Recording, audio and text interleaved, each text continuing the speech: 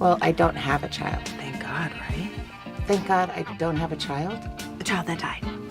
Abby McEnany's dark comedy is coming back to bring more kinds of special fun in Season 2. The Showtime comedy is set to premiere 10 new episodes in August by kicking things off with 2 back-to-back episodes. It's been almost a year and a half since fans have gotten to see Work in Progress. The show was inspired by the life of Chicago improv artist and series creator Abby McEnany. We couldn't be more excited that Showtime is giving the star a second season. It's no surprise though, as the show was rated 100% by Rotten Tomatoes. Season 2 will pick back up with McEnany's character in the wake of her breakup. Abby accepts that killing herself is not an option because, frankly, she is just too busy. In fact, she's just starting to get a handle on things when the global pandemic converges with a family emergency and she's forced into uncharted territory. How will Abby handle everything to come? Here's everything you need to know about Work in Progress Season 2. But before we get into the video, don't forget to leave a like and subscribe to the channel with notifications on so you don't miss any of the new videos we post. Season 1 of Work in Progress immediately drew critical attention, and for good reason. The show received a nomination from the GLAAD Media Awards for Outstanding Comedy Series, and McEnany herself was nominated for a Film Independent Spirit Award for Best Female Performance in a New Scripted Series. She also won a Gracie Award for Outstanding Female Actor in a Breakthrough Role. Talk about a breakthrough for her career. Audiences fell in love with Abby, a 45-year-old queer dyke who self-identifies as fat. She's real when it comes to sharing her challenges and misfortunes. She suffers from depression and obsessive-compulsive disorder. But Abby has the magical ability to vibrantly transform despair with her comedy. Even though Abby's character is autobiographical, Abby on screen versus Abby in reality have their differences. For example, McEnany is a veteran of the Chicago improv scene, but Abby has a boring office job. Womp womp womp. But it's very clear that the identity struggles Abby faces have very real and painful origins. The first thing you need to know going into Season 2 is a recap of the cast. Besides Abby, there is her sister Allison and her friend Campbell. There's also Julia Sweeney, who plays Pat, a fictionalized version of herself. And of course, Chris, the 22-year-old barista trans man who begins a relationship with Abby. Besides the main characters, there are a few recurring roles on the show, like Mike, Allison's husband. There's also Abby's boss, Susan, and Abby's ex, Melanie. And last but not least, King, who is Chris's friend and co-worker. The comedy has been referred to as both radically hilarious and relatably uncomfortable, and we can agree with both of these things. Many have also praised the show for featuring LGBTQ characters, because there's not as many shows focused on the lives of LGBTQ characters as there could be. Since the first episode, we have seen Abby count off the days, dropping almond after almond into the trash. Abby plans to kill herself when she runs out of almonds if her life doesn't improve. She's given 180 days to see an improvement. And of course, she got to the final almond during the season finale, which is no surprise. One of our favorite things about the show is its ability to smartly recognize things and reveal cultural blind spots. Abby loves pointing out that it's not the job of the queer community to teach the straight cis community. Abby telling people to read a book is one of the show's running gags. Just like Abby says, the show itself is not airing to educate straight viewers on the fluidity of gender and sexuality. It's a character study, and one of the most endearing ever, if we may say so ourselves. It also offers insight into different queer experiences. Certain things are left to the audience to draw a line. For example, Abby's continual exasperation at being taken for a man all the time versus how Chris gently responds when Abby assumes he is a woman. We see many different eye-opening moments like this throughout the entire season. In the season finale, Abby's countdown came to an end.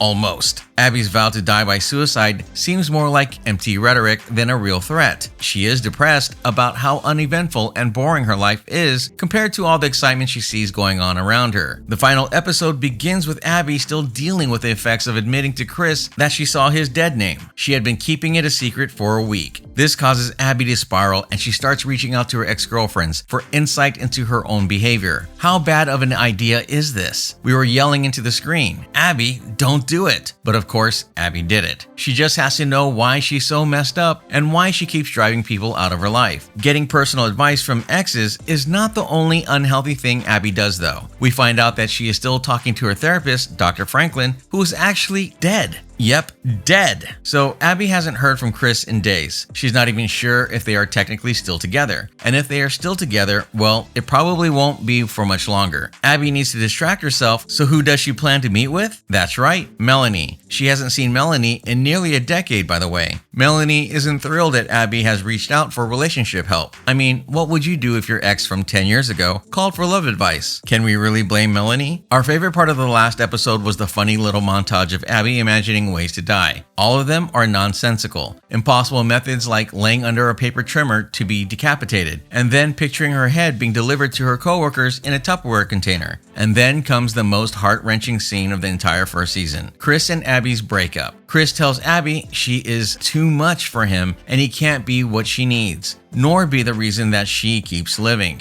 As Chris walks away, Abby makes one last effort and screams out Chris's dead name, which was shocking. Did you really have to go there, Abby? We love Chris's character. He is cute, confident, and charming. We don't want to see him get hurt either. Abby may be the show's main character, but viewers can see that Chris is clearly struggling in this final episode. Abby both blindsides him and triggers him when it comes to circumstances revolving around his dead name. She tells Chris, "I want you to feel as broken as I feel." What a low blow, Abby. What hits even harder is Chris's reply. He says, "No one will ever feel as broken as you do." Chris knows that Abby is struggling with mental illness and anxiety, but he has established boundaries and Abby clearly crosses them. He leaves her with one almond to replace the one he ate on their first date. And just like that, their relationship and season 1 was over. But Abby was left with one almond. She still had one more day, a new chance to live for herself and not for other people or the relationships she has. Will Abby be able to learn how to live for herself in the next season? As for season 2, the COVID-19 pandemic affected the production of the show. It was originally set to be filmed during summer of 2020, but had to be pushed back to February of this year. Though we hate to wait, this gave the producers and writers extra time to put even more thought into what season 2 would look like. McEnany has revealed that the defining crisis of 2020 will be featured in the show. Work in Progress is based in reality, and what could be more real than the global pandemic we've all been facing. It won't be the main storyline, but will serve as a backdrop. Lily Wachowski has additionally revealed that the show will climax around COVID and the murder of George Floyd. It will be interesting to see how such serious social events our world and country are facing will be incorporated into this dark comedy series. Season 2 will do more than explore social issues. It will also explore more of Abby, both her past and her subconscious. One thing we hope to continue to see in season 2 of Work in Progress is the candid, dark, and delightful moments of Abby's experience of being queer and just being human in general. Abby is trying so hard to figure herself out and find her place in the world, and we are rooting for her. Abby has to navigate being a non-conforming, overweight dyke that has a history of self-sabotage. She has a hard time in almost every aspect of her life, but she keeps going. And we hope the next season of this spectacular series do as well. Thanks for tuning in today with us. Make sure to check out our other videos for other exciting news. Don't forget to like and subscribe to our channel and turn on post notifications so you don't miss out on any of our new videos.